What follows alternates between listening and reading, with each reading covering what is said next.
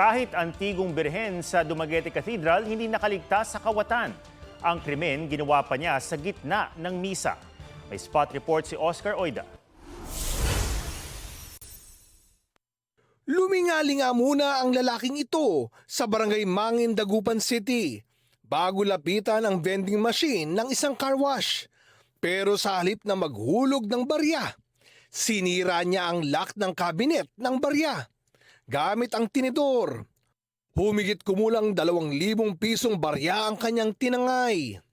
Yung itsura niya po is talagang yung sinungkit po siya, sira yung mga bisagra niya, lahat ginawa niya ng paraan para mabuksan niya. Ongoing pa yung investigation natin at sana po may makuhang clear na CCTV o makapagsabi kung sino talagang gumawa niyan.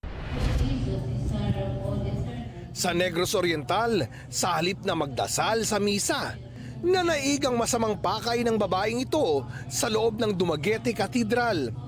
Sinipat-sipat at tila may kinalikot siya sa imahe ng patron ng simbahan na si Saint Catherine of Alexandria. Ilang saglit pa, hinawakan niya ang kaliwang kamay ng birhen. Dali-dali niya itong isinilid sa bag saka umalis.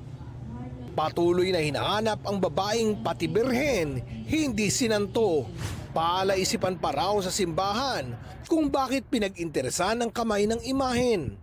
Antigo nga raw ito, pero hindi naman daw gawa sa ivory o iba pang mamahaling material. Kung pwede, kung mahimog yun, iulit niya. Kaya di man po na siya mahimutan.